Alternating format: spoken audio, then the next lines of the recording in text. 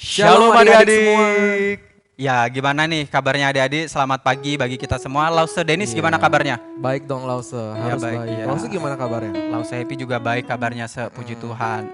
Ya, kita berharap adik-adik yang beribadah di rumah juga dalam keadaan sehat. Di keadaan seperti ini, kita tetap harus mengandalkan Tuhan, kita tetap sukacita, bahkan kita tetap harus memiliki pengharapan Benar dari banget, Lause. Tuhan. Oke, adik-adik, kita siap untuk memuji nama Tuhan. Kita mempersiapkan hati kita untuk kita mengangkat pujian Yesus Jagoanku. Kita nyanyikan dengan penuh sukacita.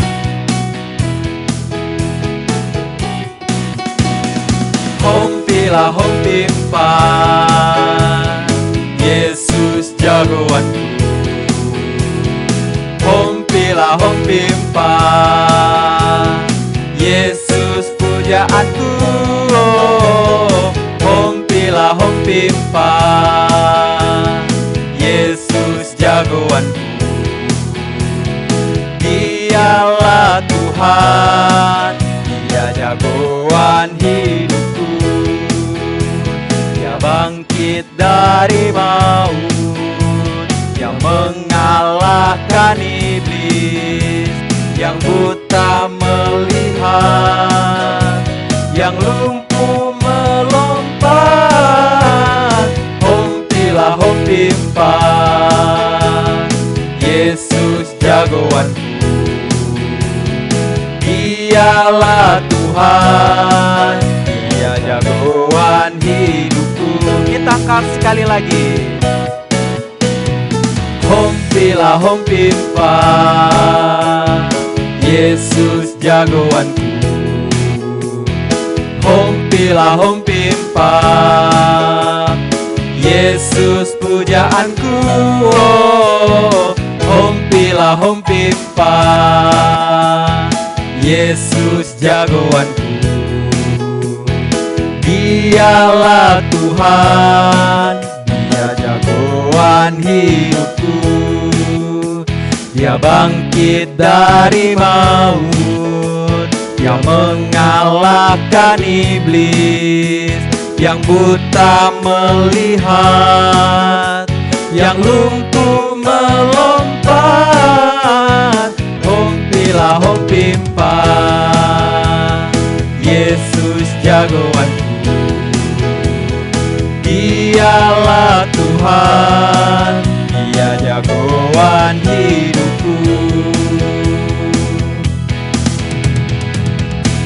Oke adik-adik sekalian, sebelum kita melanjutkan ibadah kita terlebih dahulu bersatu di dalam doa.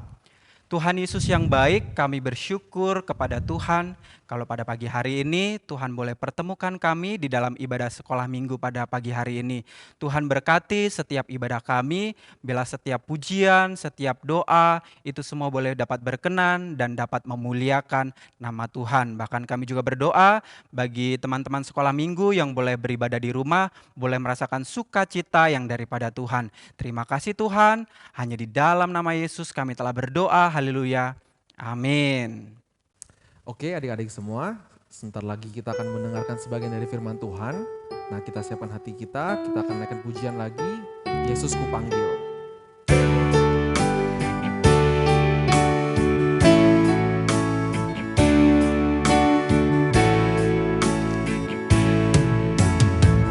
Yesus kupanggil, Yesus kuundang, masuk dalam hatiku. Yesus kupanggil, Yesus kuundang, masuk dalam hatiku. Memimpin, menuntun setiap langkah hidupku. Sucikan, kuduskan semua dosaku.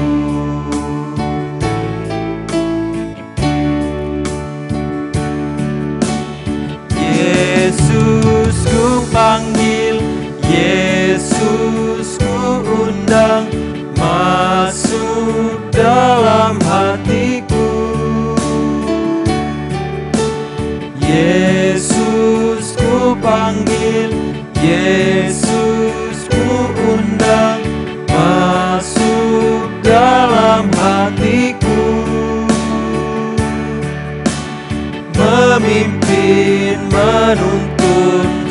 setiap langkah hidupku. Sucikan, kuduskan semua dosaku. Oke adik-adik semua, kita persiapkan hati kita, diri kita, agar kita dapat dengan sungguh-sungguh mendengarkan firman Tuhan. Hai adik-adik, apa kabarnya semua? Semoga semuanya tetap sehat dan tetap semangat. Oke, pagi hari ini kita mau dengar firman Tuhan yang diambil dari 2 Raja-Raja pasal 5 ayat 1 sampai dengan 19. Nah, silakan dibuka kitabnya. Sebelum itu kita berdoa terlebih dahulu ya. Oke, lipat tangannya, tutup matanya, langsung Jessica yang pimpin. Tuhan Yesus, selamat pagi. Terima kasih banyak Tuhan atas segala berkat yang Kau berikan kepada kami.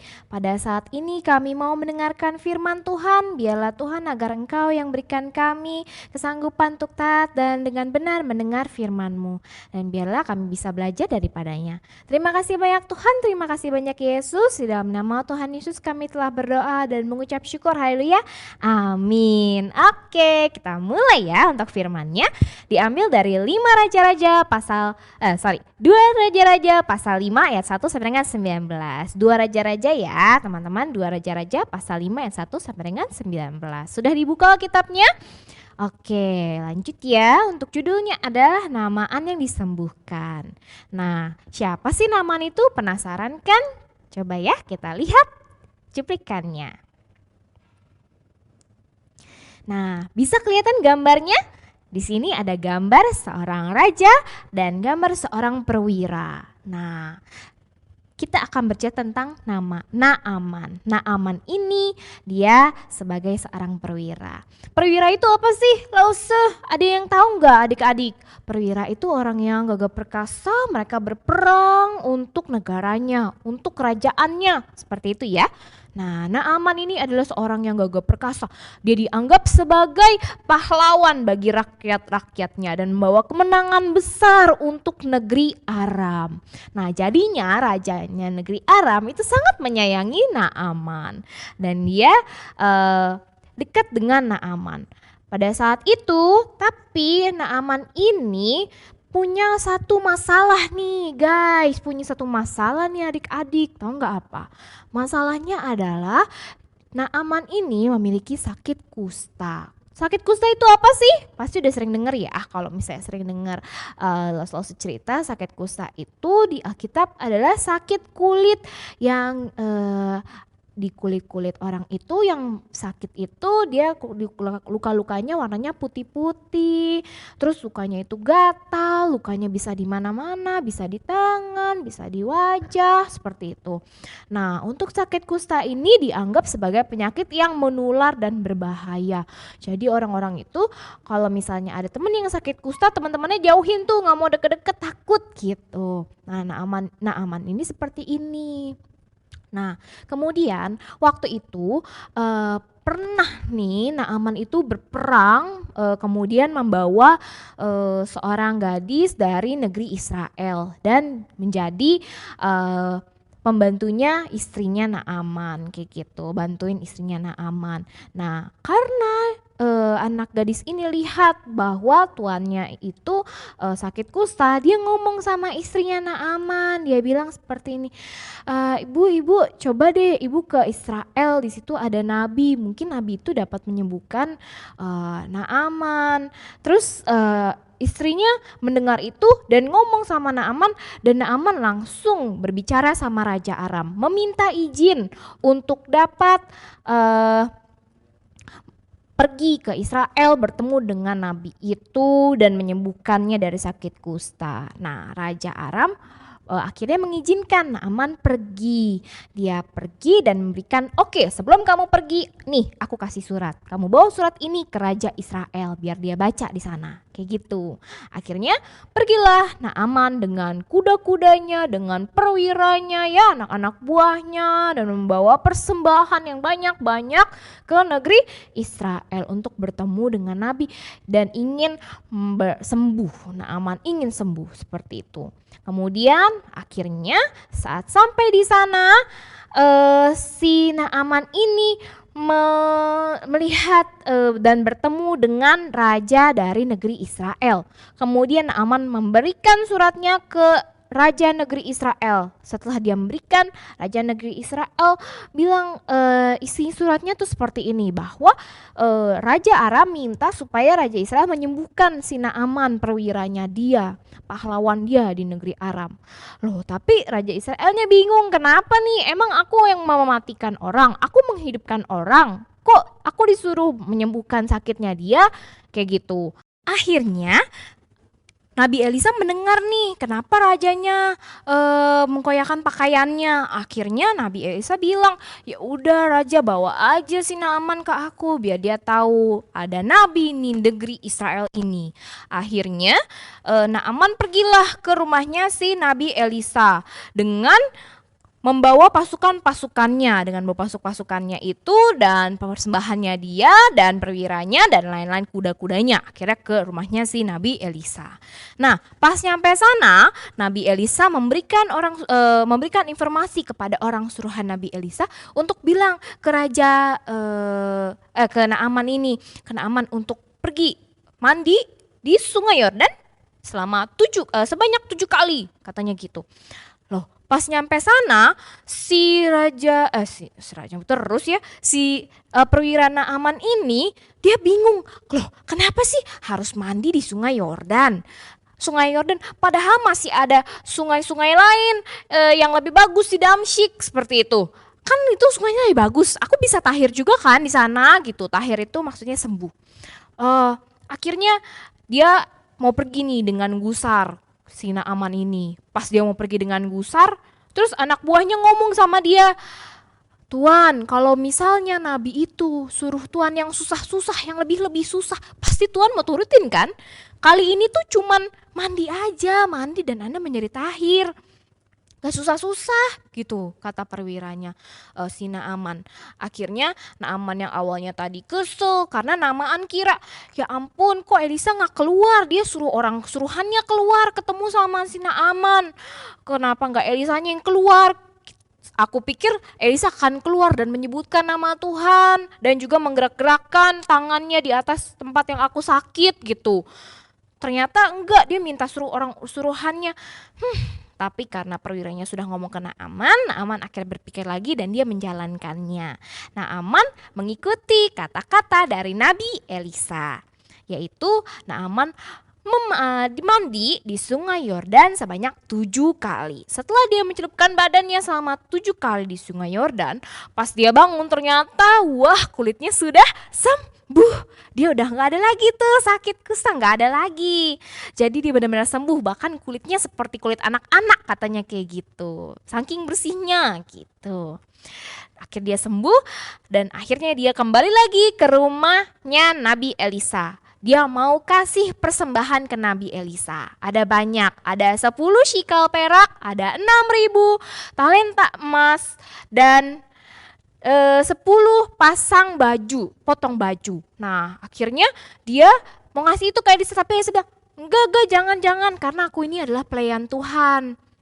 Aku hanya pelayannya aja, aku gak mau, kata dia gitu. Akhirnya Elisa berkata, dia tahu bahwa tidak ada yang lain di muka bumi ini, tidak ada Allah lain di muka bumi selain Allah dari Israel. Seperti itu katanya. Dia jadi percaya kepada Tuhan si Naaman ini karena pertobatannya dia atas kesembuhannya dia yang dibantu oleh Nabi Elisa. Seperti itu teman-teman. Nah, inti dari cerita ini adalah kita harus percaya kepada Tuhan. Kalau misalnya kita sedang sakit, kita berdoa, maka Tuhan yang akan berikan kesembuhan. Seperti itu ya, kita harus percaya kepada Tuhan. Tapi kadang kalau misalnya Tuhan suruh kita berdoa tapi kita malas-malasan, nah kita harus ingat seperti Nabi Elisa menyuruh Naaman pergi mandi di Sungai Yordan yang orang mikir Sungai Yordan kan kotor gitu, lebih bagusan sungai-sungai lain di Damsyik kayak gitu. Tapi dia tetap mengikuti kata-katanya Elisa sehingga Tuhan berperkara, Tuhan menjalankan memberikan Naaman ini kesembuhan. Seperti itu, oke? Nah, selalu ingat terus berdoa dan selalu ingat untuk membaca firman Tuhan seperti Naaman yang mengikuti perkataan Nabi Elisa yang daripada Tuhan. Oke, sampai situ ceritanya. Semoga cerita ini bisa membuat adik-adik semakin percaya pada Tuhan dan semakin rajin berdoa ya. Oke, dan juga mendengar firman Tuhan. Oke, sampai di sini. Bye-bye. God bless you. Oke adik-adik semua, gimana tadi firman Tuhannya? Semoga firman yang sudah disampaikan menjadi berkat bagi kita semua ya. Amin. Nah sekarang kita mau naikkan pujian lagi, yaitu Yesus Juru Selamat kita.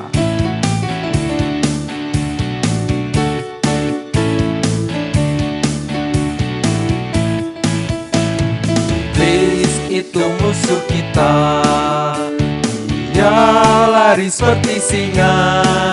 Dia kata itu ini, dia cari sana sini. Iblis itu musuh kita, Yesus Juru Selamat kita. Dia mati di Golgota, dengan darahnya yang mulia dia tebus dosa kita. Yesus Juru Selamat kita. Iblis itu musuh kita, dia lari seperti singa. Dia kata itu ini, dia cari sana sini. Iblis itu musuh kita, Yesus Juru Selamat kita. Dia mati di Golgota, dengan darahnya yang mulia dia tebus dosa kita. Yesus Juru Selamat kita.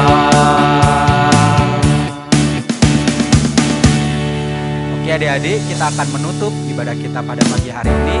Kita berdoa, doa Bapa kami, lalu kita pujikan dengan Bapa terima kasih. Kita berdoa Bapa kami.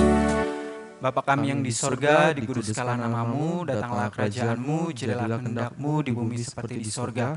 Berikanlah kami pada hari ini makanan kami yang secukupnya, dan ampunilah kami akan kesalahan kami, seperti kami juga mengampuni orang yang bersalah kepada kami.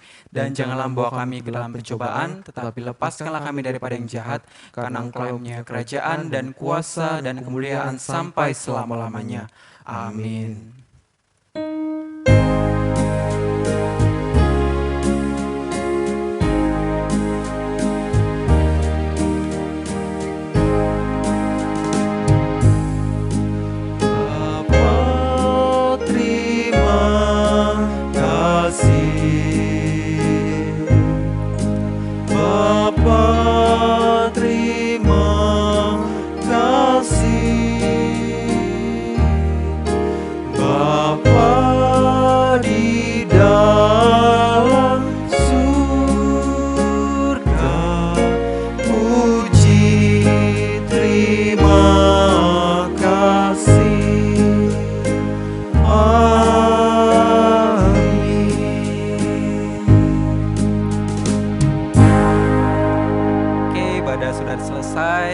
Selamat hari Minggu. Bye-bye. God Tuhan Yesus bless. memberkati.